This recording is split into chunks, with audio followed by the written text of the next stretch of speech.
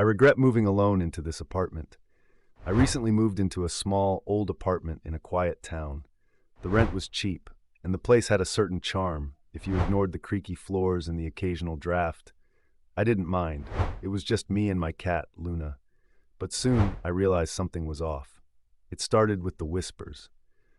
At first, I thought it was the neighbors, muffled through the thin walls, but the whispers weren't coming from the walls. They were coming from the shadows.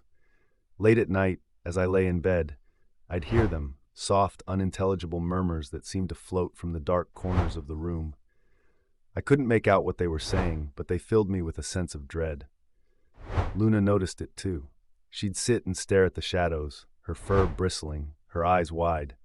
Sometimes she'd hiss or bolt from the room, terrified of something I couldn't see.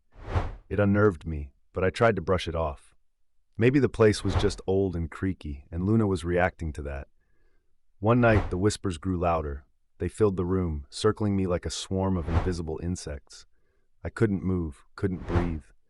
The air felt thick with something dark and menacing. I sat up in bed, my heart pounding, and flicked on the light.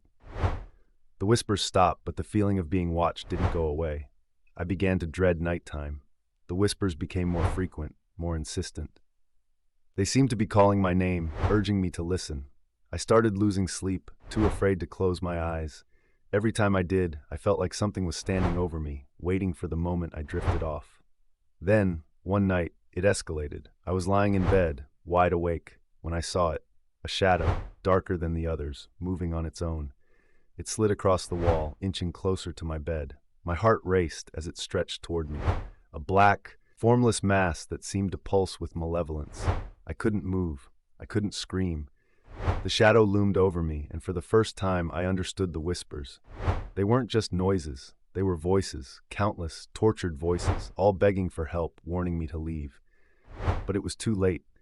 The shadow engulfed me, wrapping around me like a suffocating blanket. I felt cold, so cold, and the whispers became screams, echoing in my head until I thought I would go mad. And then, just as suddenly as it started, it stopped. I woke up the next morning, drenched in sweat, gasping for air. The apartment was silent, but I knew I wasn't alone. The shadows were still there, lurking, watching, waiting. I packed my things that day and moved out, leaving the apartment behind. But the whispers, they followed me. No matter where I go, I can still hear them, growing louder every night. And now, I'm afraid that one day, the shadows will find me again.